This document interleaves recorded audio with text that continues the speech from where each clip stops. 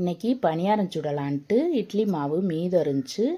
அதை எடுத்து வச்சுருக்கேன். அதுக்கு முன்னாடி நம்ம பாகு காய்ச்சி எடுத்துக்கலாம். அதுக்கு வெல்லம் 1/2 கிலோ வாங்கிட்டு அதை நல்லா தட்டிட்டு 1/4 டம்ளர் தண்ணி ஊற்றி கொதிக்க வச்சுருக்கேன். நல்லா வெல்லம் கரைஞ்ச பிறகு நம்ம வடிகட்டி இந்த மாவில் சேர்த்துக்கிறணும். இதில் உப்பு சோடாப்பு எல்லாமே போட்டுதே வச்சுருக்கேன். அதனால் இப்போ வெள்ளைப்பாகை மட்டும் ஊற்றிக்கலாம். நல்லா வடிகட்டிட்டு இப்போ ஊற்றியாச்சு. அளவாக தண்ணி ஊற்றணும். அதிகமாக ஊற்றிட்டா மாவு தண்ணியாக ஆயிரும். அதனால் 1/4 டம்ளர் ஊற்றினாலே போதும். இப்போ நல்லா கலந்து விட்டுக்கிறலாம்.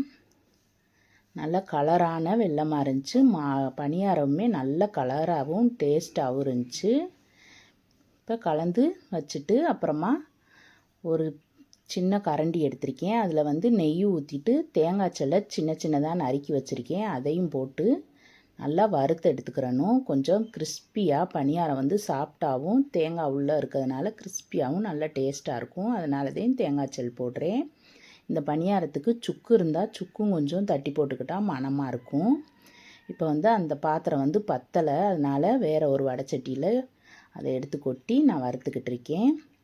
சூப்பராக பொரிஞ்சிருச்சு. இப்போ இந்த கலர் வந்தோடனே நம்ம மாவில் சேர்த்துக்கிறணும். ரொம்ப கருக விட்டுறக்கூடாது. இப்போ மாவில் ஊற்றி அதையும் நல்லா கலந்துட்டு பணியார சட்டியில் ஊற்றிக்கிடலாம். இந்த அளவுக்கு போதும். இப்போ பணியாரம் சுடுறதுக்கு 1/4 ஸ்பூன் நெய் ஊற்றுறேன். நீங்கள் இன்னும் கொஞ்சம் தேவைன்னா ஊற்றிக்கலாம். எனக்கு போதும். அதனால் அவ்வளோதே நெய் ஊற்றிருக்கேன்.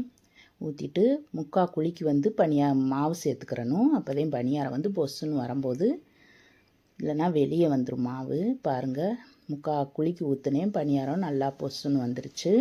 இப்போ ஒரு பக்கம் வெந்தோடனே திருப்பி போட்டுக்கலாம். நல்லா திருப்பி விட்டுட்டு இன்னொரு பக்கமும் மூடி போட்டு வேக விட்டுறணும்.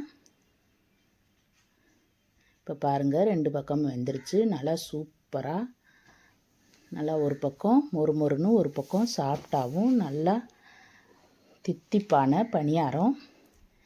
இந்த வீடியோ பிடிச்சிருந்தா லைக் பண்ணுங்கள். நீங்களும் இந்த